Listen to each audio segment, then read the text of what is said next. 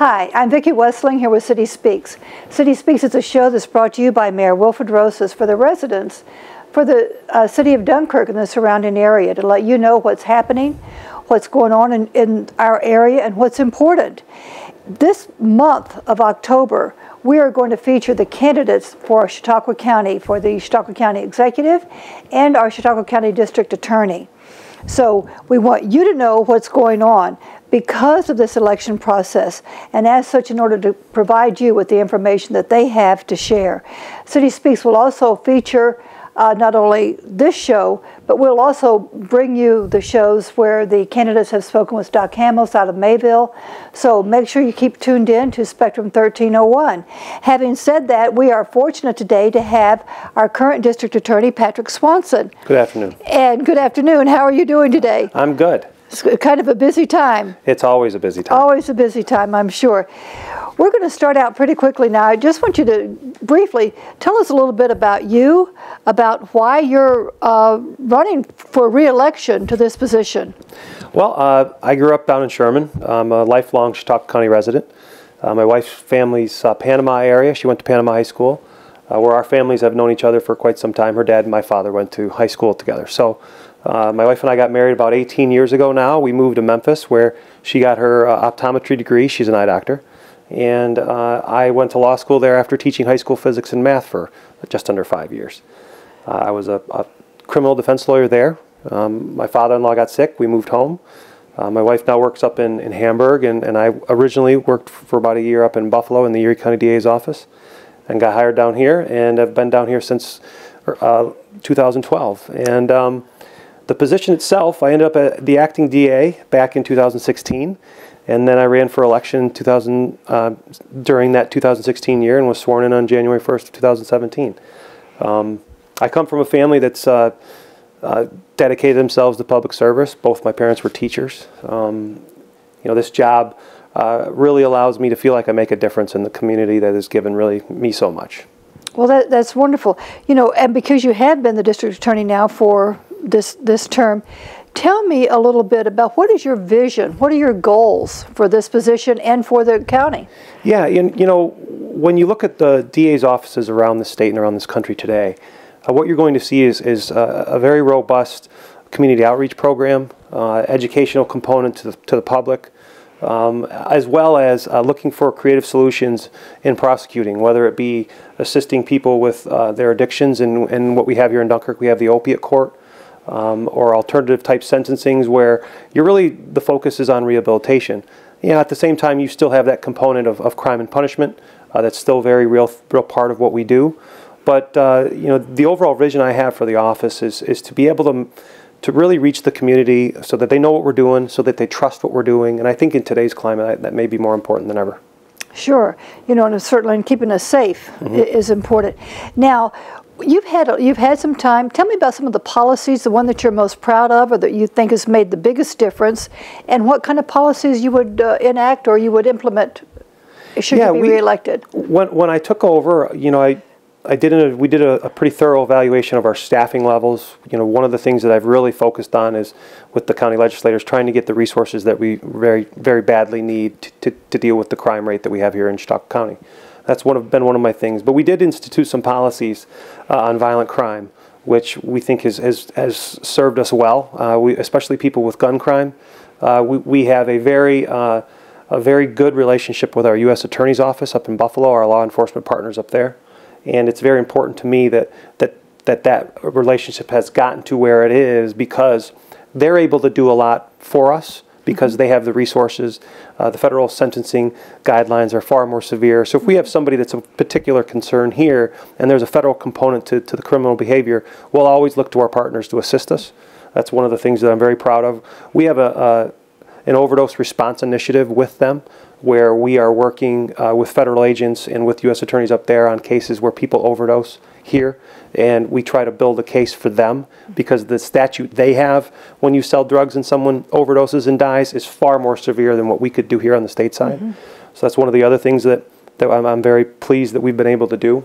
And really just the direction that we've taken the structure with the office. We reallocated the resources, the limited resources that we do have, to really focus on where our problems were. And our problems, 60% of our cases come out of Jamestown.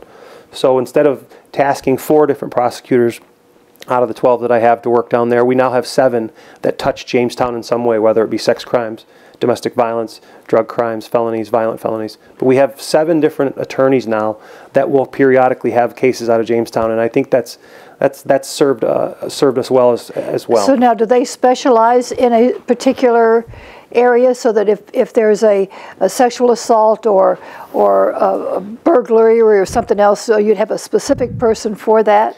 We're limited with what we can do because of how few prosecutors we have.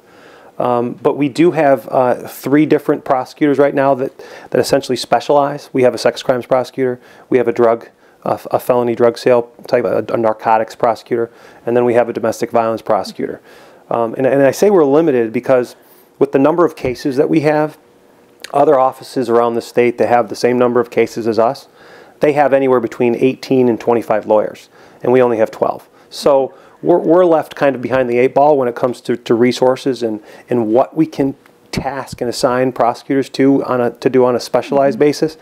But as far as getting the most for what we have, we're definitely doing that. Now I know you've taken some heat, and you've been in the press a little bit about the budget and about needing additional ADAs, right? Assistant District Attorneys, ADAs. How is that going? I mean, has the legislator approved that budget? Do you have any? This year, I did not ask for more. You know, obviously, we're sensitive to what's going on out there right now with COVID. A number of people are out of work. We know the budget's tight. We did not ask for more, but we did ask to keep what we have.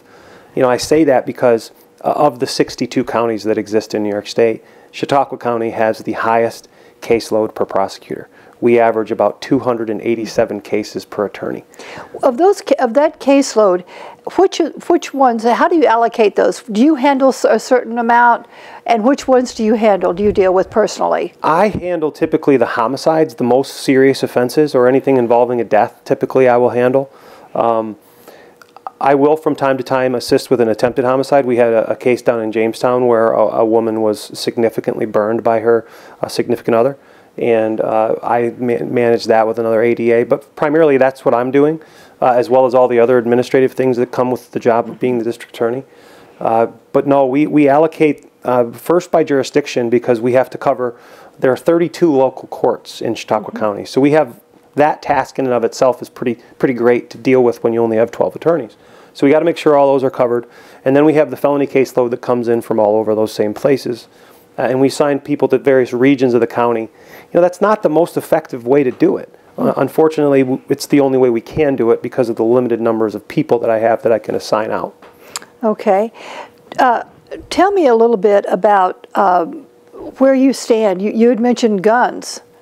Where are you with that? We take a very strong position on people that are possessing guns illegally. There's the criminal possession of a weapon statute. It carries a mandatory sentence of 3.5 years. And if people are possessing guns illegally in this county, you know, what we did early on in my first term was to set that, you know, put that out there publicly. Look, we're not going to cut you a break. We're going to prosecute these cases. Guns lead to horrible things, violence being the main one, and sometimes resulting in death. So we take a very strong stance on those cases.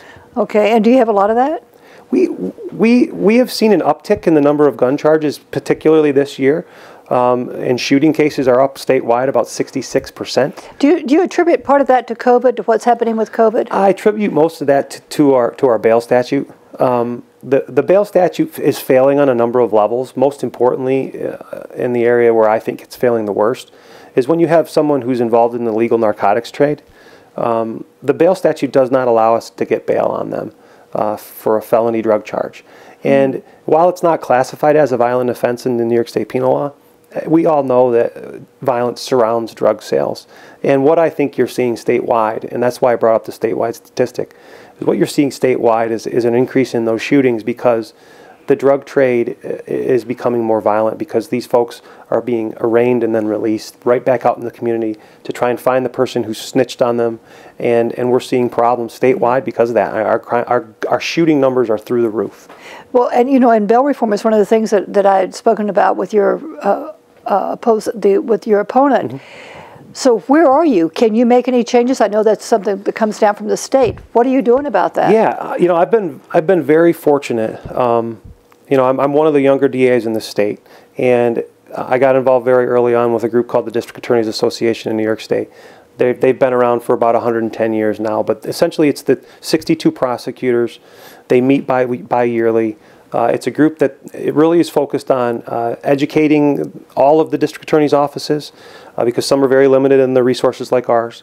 But they also advocate on a statewide level for common sense criminal justice change.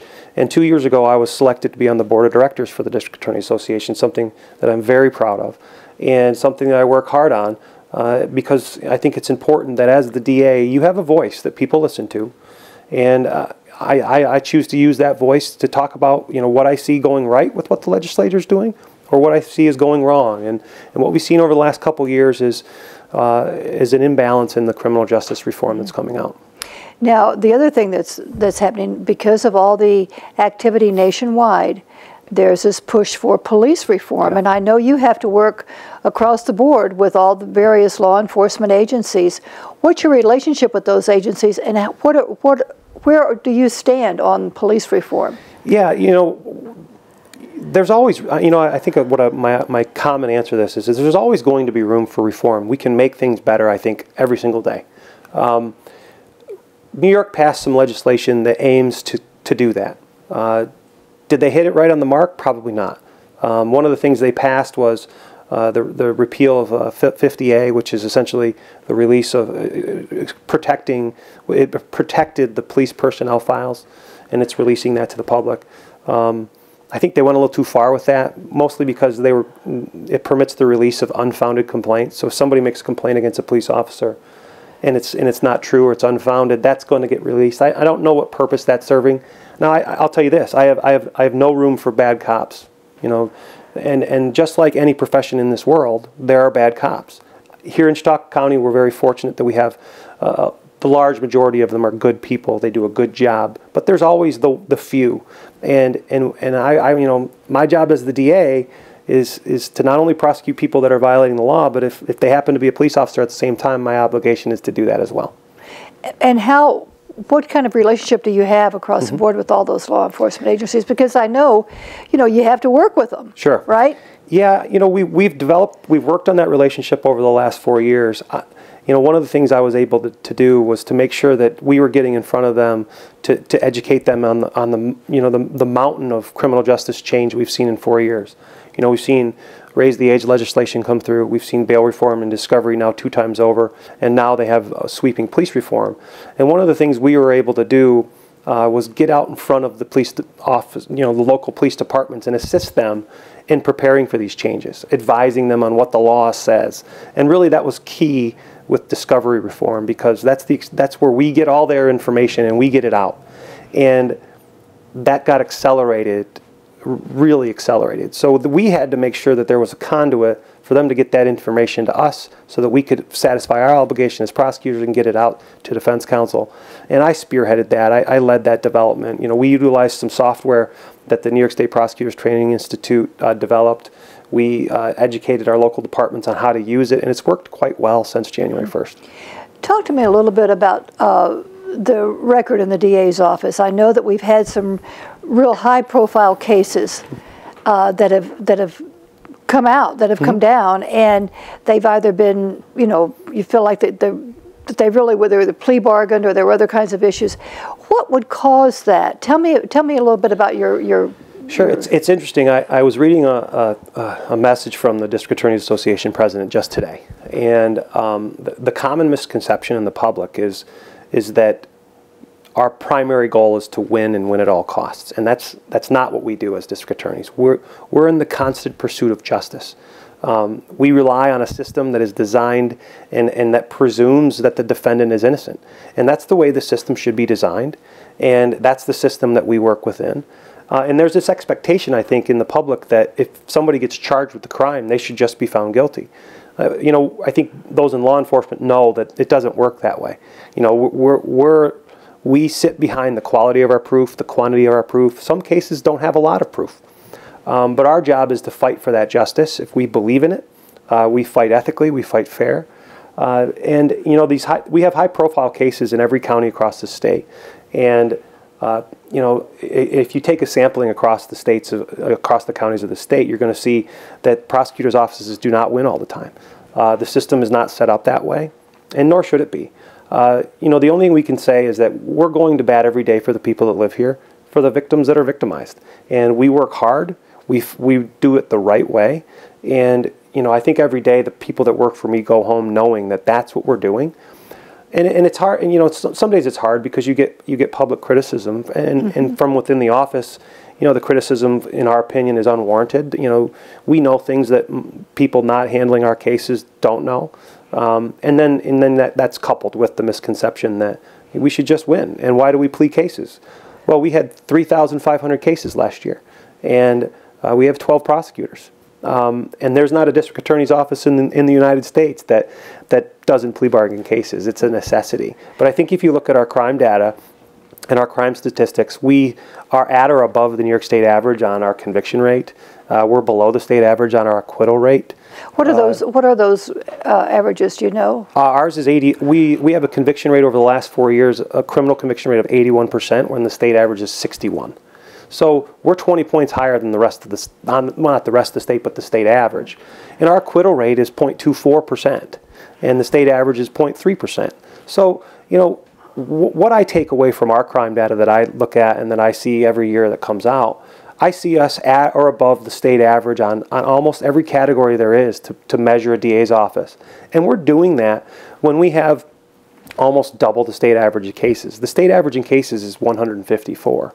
And we have 287. So we're doing better than the state average, despite the fact that we have the highest caseload. You know, you mentioned that, and that sounds really almost unbelievable to me to know that we have that much. And yet, you know, I live here, and I do see these things on a regular basis. What are you and your department, what are you doing in your outreach to the community? Are you doing anything to try to put your arms around that and try to calm that somehow? That is one of the problems that exists in our office. You know, we do not have the resources to regularly send people out into the community because we are so inundated with cases. And you know, I have a predecessor. You know, it's not a predecessor. My colleague in Schenectady County, his name's Bob Carney. He's the DA there. He's been the DA there for about 30 years now. But they're about the same size as us. They have about 150,000 people. They had about 1,100 felonies last year. We're 130,000 people. We had 1,000. But they have 25 prosecutors. They have 25 prosecutors to do almost the exact same amount of work as my 12 and a half. And that says something. You know, they do a lot of community outreach in that office. I know they do. I talk to Bob regularly about it. I ask him, how are you able to do this? Well, he goes, well, I can send a prosecutor out weekly to a school. But I get into the schools as much as I can. But when duty calls, if a homicide occurs, I switch hats from the district attorney to the homicide prosecutor. And my homicide caseload over the last 4 years has been about the same as a full-time homicide prosecutor up in Buffalo. They handle 5, 6 homicides a year, and that's what I'm doing. I'm handling 4 or 5, and I also have the responsibilities of the DA. So, you know, one of the fights that I will continue to have with our county legislature, and they, you know, I give them the numbers every year. I show them where we sit, and I'm not asking them to be the best funded office in the state, but when my budget is just half of what the public defender's office budget is, there's an imbalance there. Mm-hmm. So other than just fighting with the legislature and competing with the public defender's office, what else can you do? What are your other options? I think you know, the options are continue to work as hard as we can, make sure that my prosecutors stay trained on what they're doing. But at some point you know, you get down into the dirt and you do your work, and that's what my prosecutors do so well. I mean I am very fortunate to have a staff who's so dedicated to what they do. I really cannot speak highly enough about the 12 lawyers that work for me and the support staff that works with them. They know on a daily basis that they're doing more than every other prosecutor in this state, but they still come to work and they still get the job done, and that says a lot about the people that work for me. What, from your experience as the DA today, what lessons have you learned that you can take with you should you be reelected? You know, you learn a little bit every day doing this job. you know, and the reason for that is every case that comes into our office is different. And you look at the case law that's ever changing, you know, appeals court's decisions and the Court of Appeals decisions that come out. The law is always constantly changing a little bit, and keeping up with that, I think, is really important. And that's one of the components of our training aspect in our office that we do. But you know, as far as what I'm learning, I think just the experience of seeing more, and you know, every day you see something different, and I think that changes you moving forward from there. And taking those experiences that we have on a daily basis, I think, you know, drives your change, drives your, you know, your path, whatever you want to call that. But every day you learn something that you take with you. Okay. Take the last minute here and tell the voters why they should vote for you and why should they re-elect you as our district attorney. You know, it's interesting. We sit at a time where things are different. Things are different because of a global pandemic.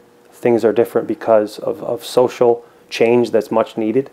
And I think we're in a situation where it's so very important to have someone guiding the district attorney's office that has a strong ethical compass, someone who understands what the job is.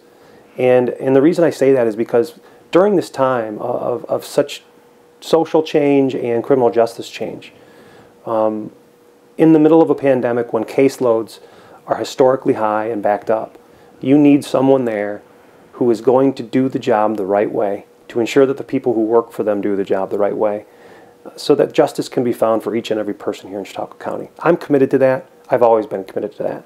And I'm asking you for your vote again. Thank you, Patrick. I appreciate you being here. It's been wonderful hearing what you have to say, and I wish you luck. Thank all of you for watching City Speaks. You can watch City Speaks daily. Go to Spectrum 1301 in Dunkirk. You can watch it by going to YouTube, DunkirkAccess.com. Watch it at your leisure. Let me know what you think. Let me know what you like. Send an email, cityspeaks@cityofdunkirk.com. Snail mail, City Speaks 342 Central Avenue, Dunkirk 14048. This program's for you, so let our voters know what's going on. Let them know about our candidates. It's going to be running the entire month of October. So thank you, Patrick, again. Thank all of you for watching City Speaks, and have a great day.